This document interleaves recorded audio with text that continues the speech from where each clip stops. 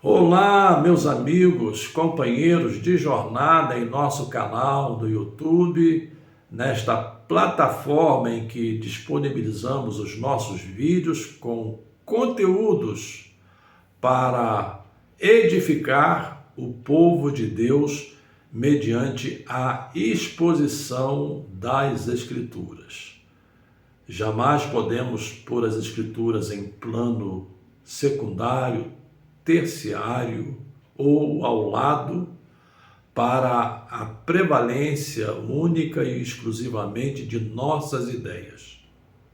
As nossas convicções de fé como cristãos estão fundamentadas, estão alicerçadas na Escritura e jamais podemos abandoná-la, esquecê-la ou simplesmente torná-la uma fonte de consulta. Exatamente por isso, estamos aqui, mais uma vez, nesta semana, para oferecer subsídios relacionados à lição de número 11. É a penúltima lição deste trimestre em que estamos estudando a caminhada cristã, desde o novo nascimento até chegar à nossa morada final, ao nosso destino final.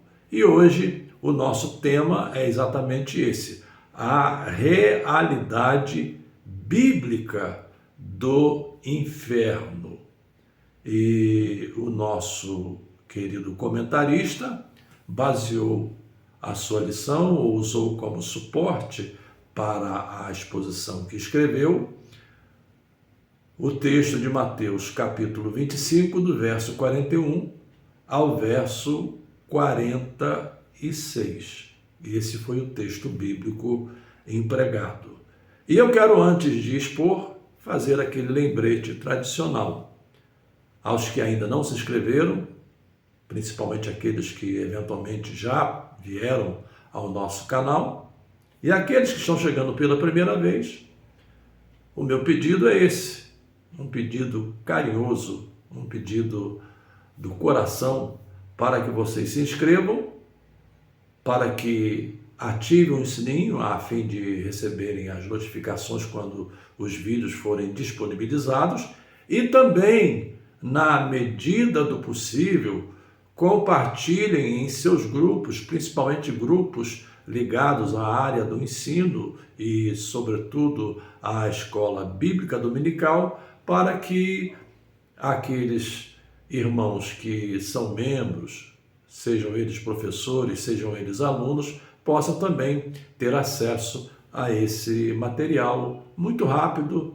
Nós não fazemos aqui uma exposição muito ampla, até pela configuração das redes sociais que privilegia vídeos curtos. Então, nós estamos aí numa faixa intermediária produzindo vídeos entre 30 e 40 minutos. Mas é um privilégio tê-los conosco como parte desse time vitorioso nesta jornada que estamos empreendendo em busca de bons conteúdos para a nossa edificação espiritual, para o nosso aprendizado e também para que possamos ter suporte no compartilhamento que fazemos da palavra de Deus. Vamos, portanto, ao subsídio de hoje, e a primeira questão que eu gostaria de tratar, de apresentar, é exatamente sobre o conceito inferno. Esse é um termo, inclusive, que se tornou tão generalizado e tomou diferentes significados que hoje as pessoas usam a seu bel prazer para falar, por exemplo, na minha vida está um inferno, o que você fez foi uma coisa infernal. São expressões oriundas do conceito inferno, porque o inferno trata dessa ideia de sofrimento, dessa ideia de castigo, dessa ideia de você pagar pelo mal que você praticou. Em linhas gerais, esse termo hoje tem diferentes conotações.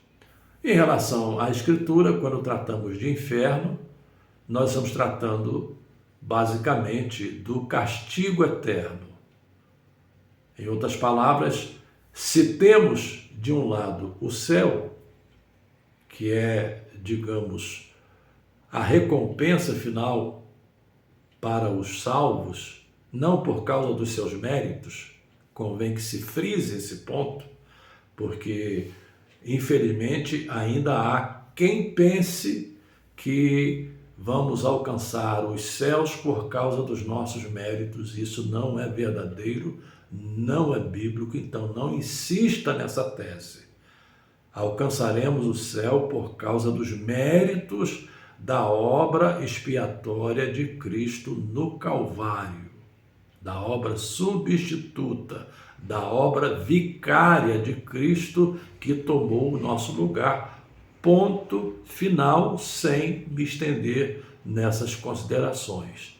Então, temos o céu para os salvos como recompensa final por crer no Senhor Jesus Cristo, aceitá-lo ou ser atraído a Cristo mediante a fé, mediante o arrependimento e, sobretudo, mediante a regeneração que já estudamos nas duas primeiras lições. Regeneração, uma nova vida. Então, o destino final para os salvos é o céu. E se de um lado temos o céu, de outro lado temos o inferno, que é o destino final para os ímpios, para aqueles que não foram sensibilizados, permaneceram insensíveis para entender, para perceber, para compreender o alcance da obra vicária de Cristo. E por isso essas pessoas, não se submetendo à justiça de Deus em Cristo, elas sofrerão a penalidade do castigo eterno, que nós denominamos de inferno, e a Bíblia denomina também de inferno. Outro ponto que eu gostaria de ressaltar aqui é que nesse modelo contemporâneo de pregar mensagens açucaradas, mensagens que agradem, mensagens que não confrontem, nós temos sido desestimulados a não pregar sobre o inferno, porque, segundo alguns, inferno assusta, inferno traz medo. Ora, o inferno assusta e o inferno traz medo para quem não crê. E se assusta e traz medo para quem não crê, é também uma forma de levar essa pessoa a entender que ela pode livrar-se do inferno se ela vir a crer no Senhor Jesus Cristo. Mas somos desestimulados a pregar sobre o inferno.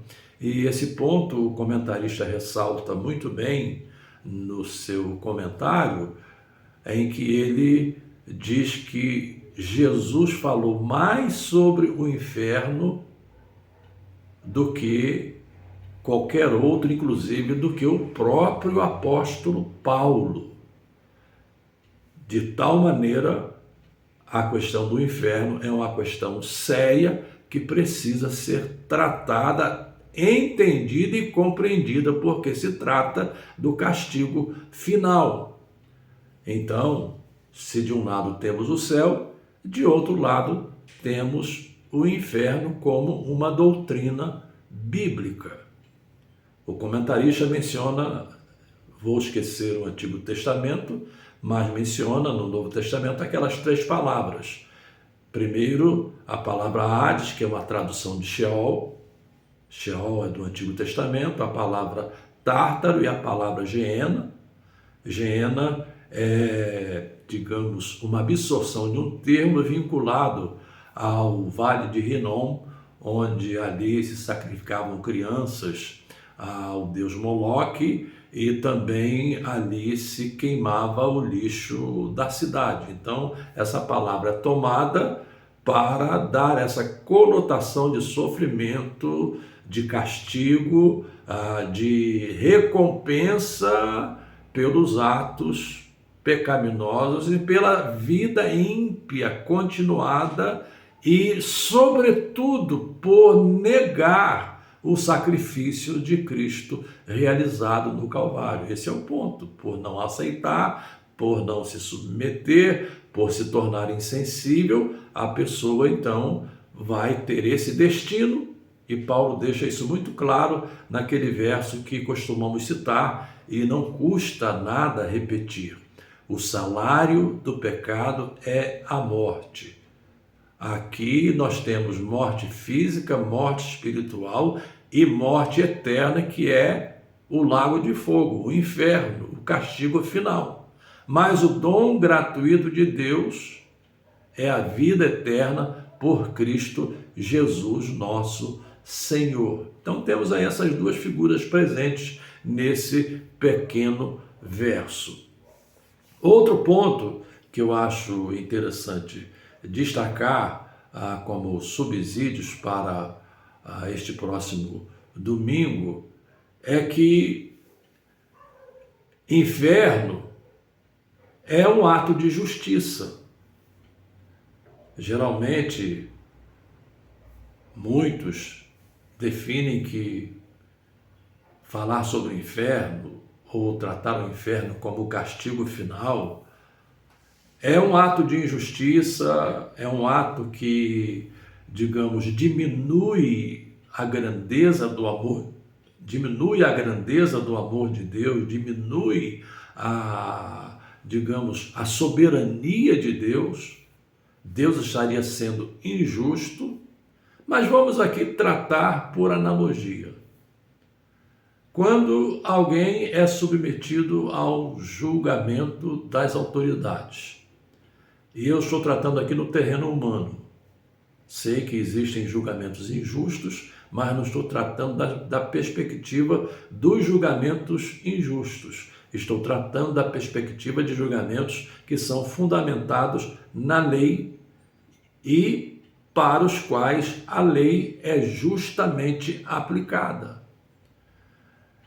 Se ficou caracterizada a culpa nesses julgamentos, qual é a sentença?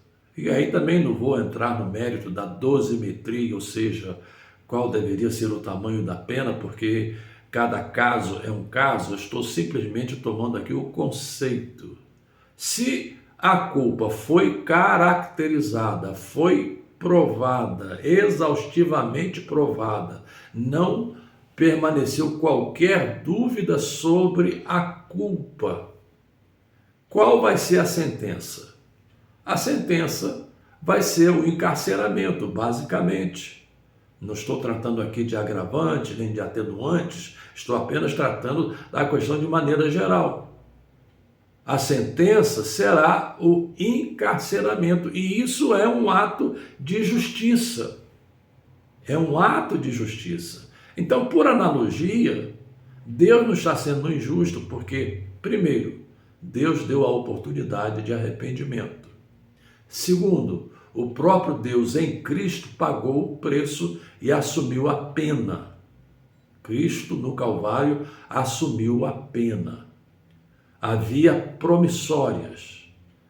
Essas promissórias constituíam a nossa dívida a Deus.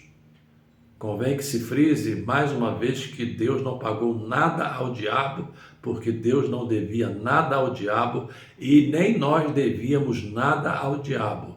Nós devemos a Deus porque desobedecemos os seus mandamentos.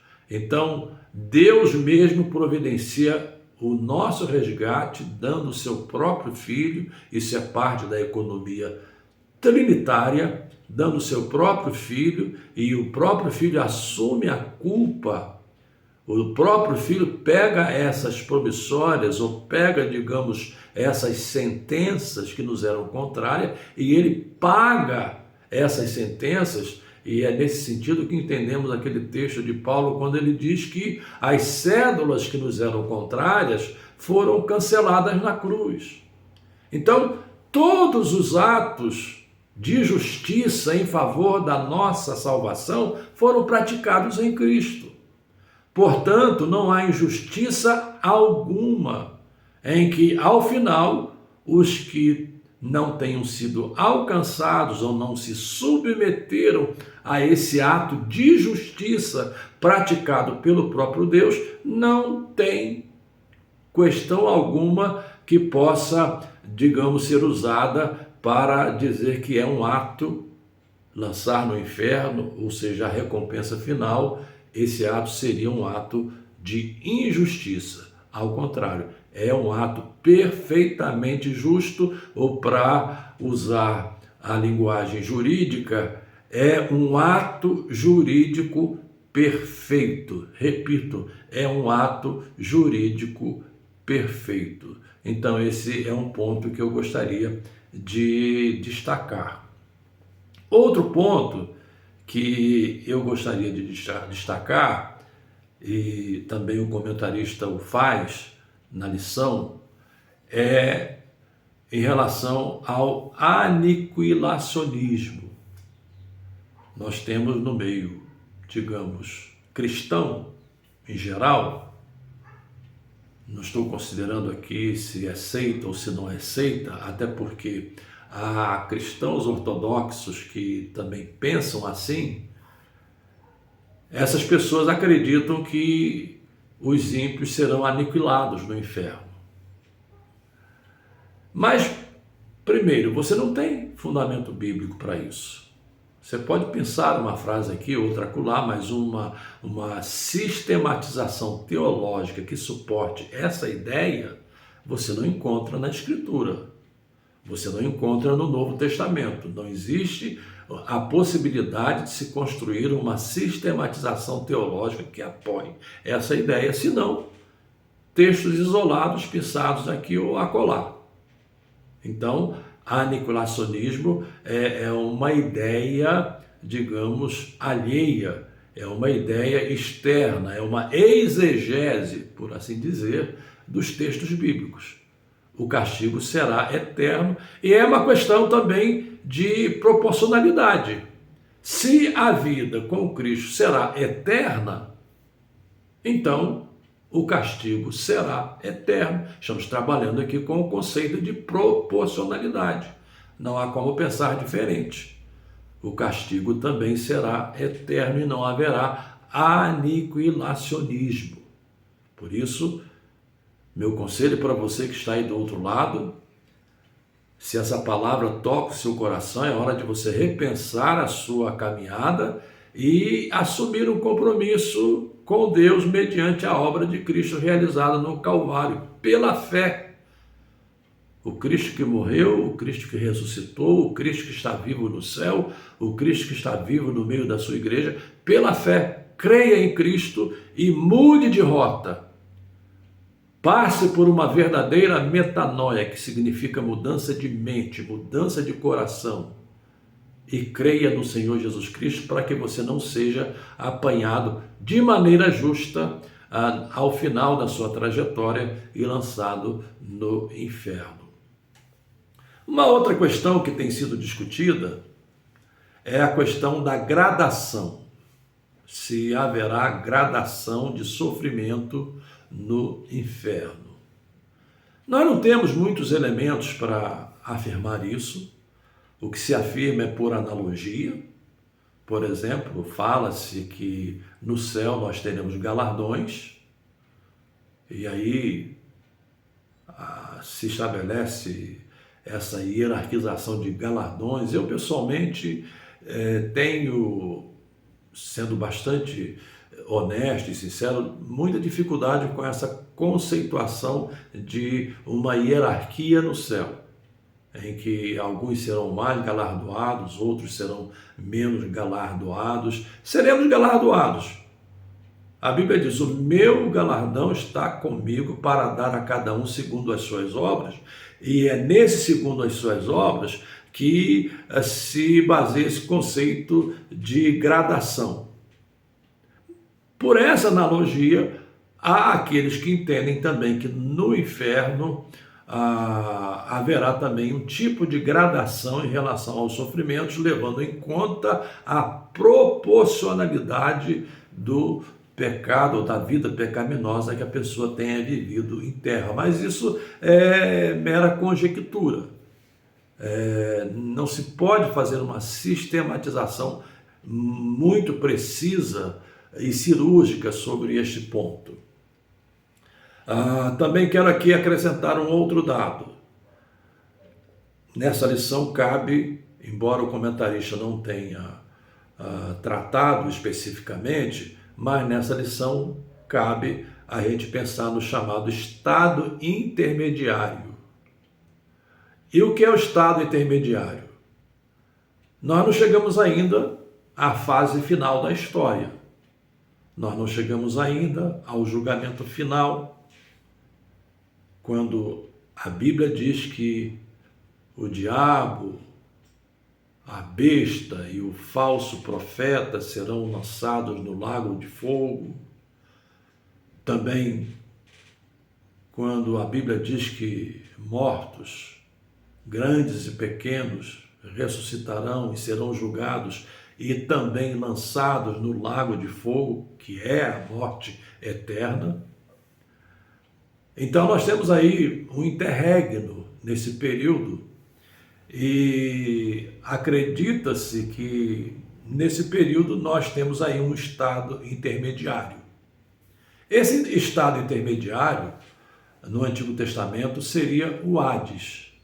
O Hades, que é um lugar de tormento, mas haveria no Hades e um abismo, né, que fazia separação entre a área de sofrimento e o lugar de espera, de aguardo, que era um lugar totalmente antagônico ao estado de sofrimento.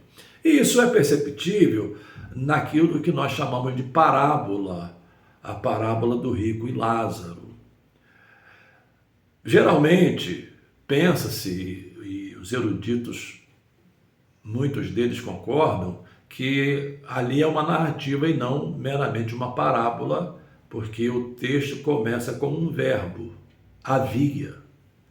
E por começar por um verbo, então denota uma descrição de um fato. Partindo dessa premissa, ali até a morte de Cristo era o lugar para onde iam os justos do Antigo Testamento. E aí é só você ler a história do rico e Lázaro e você verá para onde o rico foi, inclusive o seu nome não é nominado, e para onde Lázaro foi.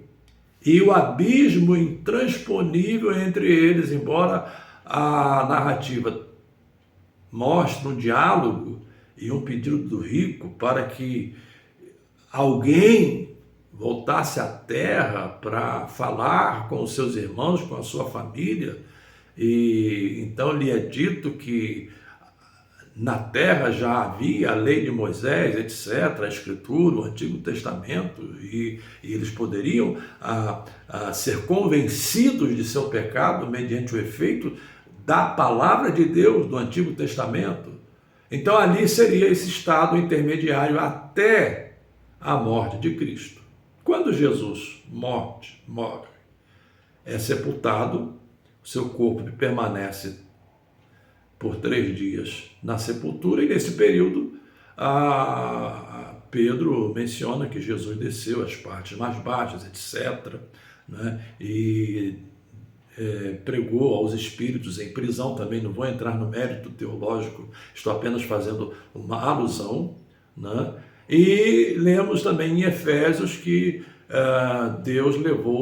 que Jesus levou cativo o cativeiro. Então, em relação aos salvos, esse esse lugar de espera, esse lugar intermediário, ele teria então sido transferido para o céu, num lugar denominado paraíso. Vamos aqui pegar dois episódios bíblicos que ajudam ao entendimento, né? Primeiro, o que Jesus disse ao ladrão que estava ao seu lado. Jesus lhe respondeu: hoje mesmo estarás comigo no paraíso. Esse é um dado histórico, ou seja, não é uma parábola, é um fato. Outro fato é a morte de Estevão. Estevão foi apedrejado, Estevão sofreu o martírio por causa de sua fé. Foram os próprios judeus, porque Estevão mexeu numa cláusula pétrea para os judeus, que era o templo. O templo para os judeus significava a presença de Deus. Então, quando ele diz que Deus não habita em templos feitos por mãos humanas, ele simplesmente destrói todo um conceito alicerçado milenarmente na vida do povo judeu, e por essa causa ele foi apedrejado. Mas meu ponto não é esse. Meu ponto é exatamente quando ele está prestes a morrer, ele teve aquela visão. Ele diz, o texto diz, né, as palavras dele: e vi o céu aberto e o Filho de Deus em pé à destra de Deus. Ou seja, quando ele vê o céu aberto, ele vê nessa concepção de que era para lá que ele estava indo, para esse local intermediário, porque nós, os que morrerem em Cristo, diz Paulo, ainda ressuscitarão, virão para a ressurreição, e, claro, ressurreição para a vida eterna, não é para a morte eterna. A ressurreição para a morte eterna se dará no final da história, no julgamento final, no trono branco, e nessa ressurreição, a ela Daniel se refere dizendo que os ímpios ressuscitarão para vergonha e nojo eternos. Então, essa ressurreição dos ímpios é uma ressurreição final. A ressurreição dos cristãos é uma ressurreição que se dará na vinda de Cristo, em que eles ressuscitarão, ou seja, voltarão desse estado intermediário para então entrarem na plenitude do estado celestial. Esse ponto não foi abordado no comentário, mas é plausível, não é, que se trate dele, até porque neste domingo provavelmente pode ser que alguns alunos perguntem. Então já tratei do estado intermediário. Uma outra questão, né, que o comentarista trata, e eu vou pincelá-la muito rapidamente, é sobre o universalismo. O que é o universalismo?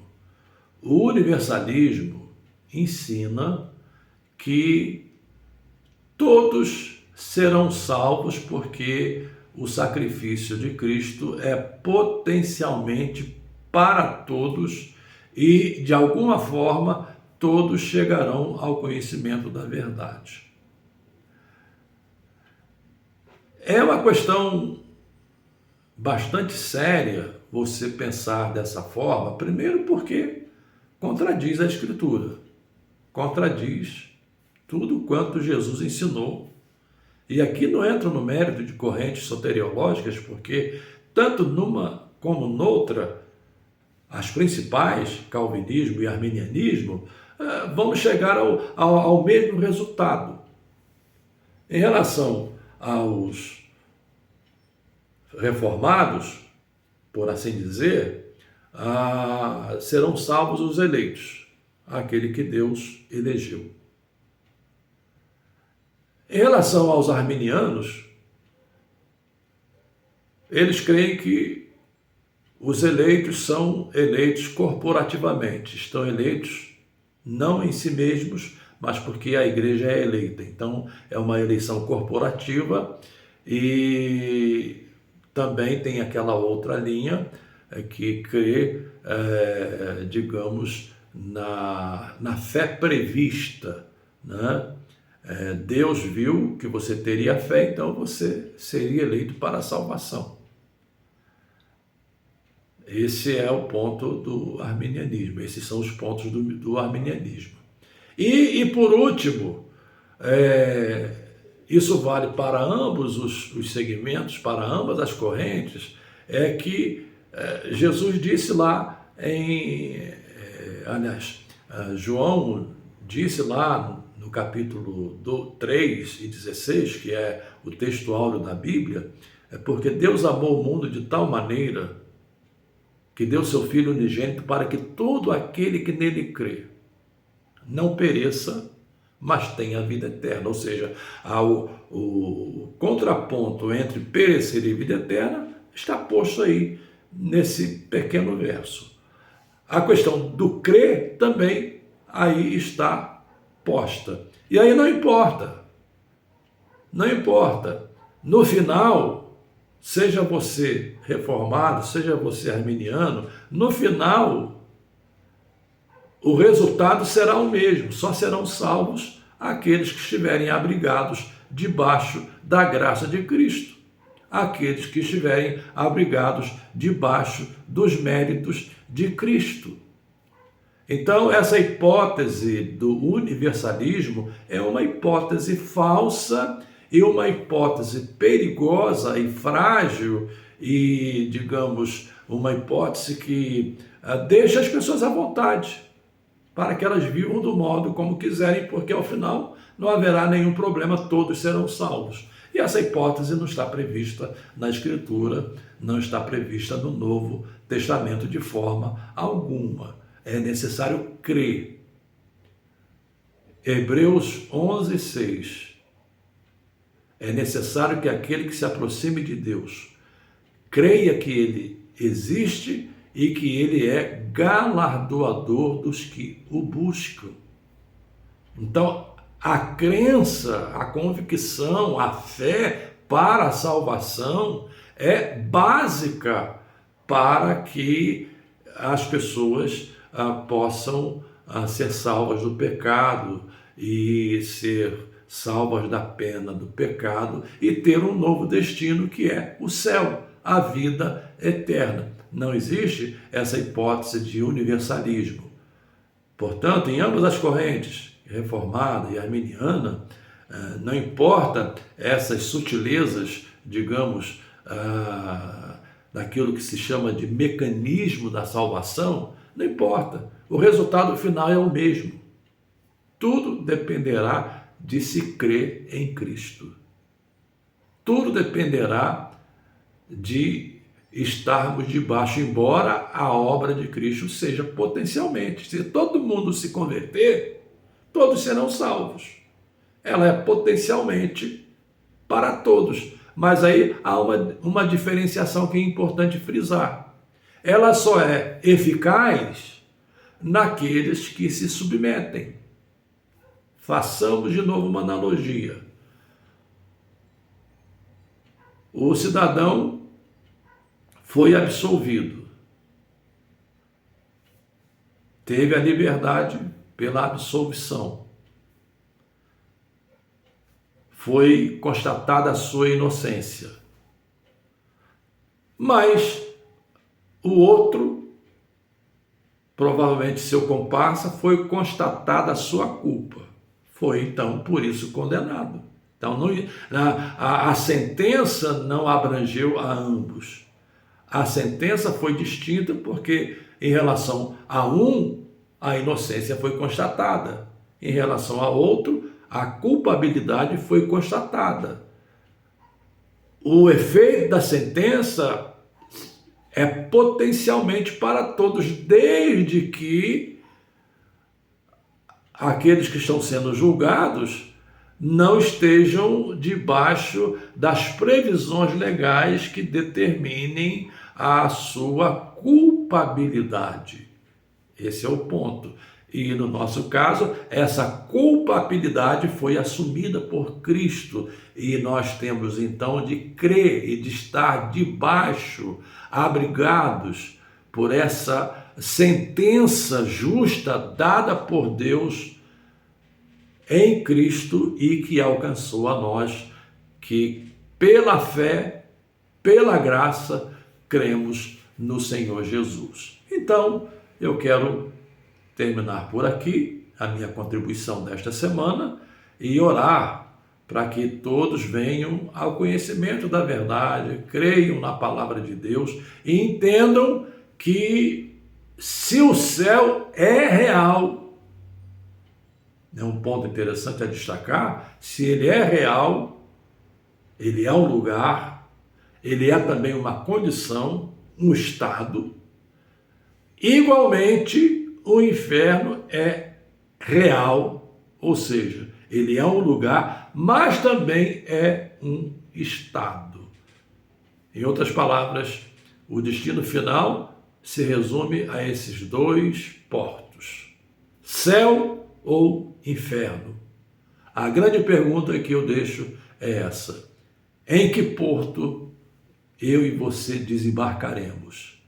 Eu creio, pela graça de Deus, que desembarcaremos no porto, na estação final, onde o próprio Cristo estará nos aguardando para dizer: foste fiel no pouco, sobre o muito te colocarei.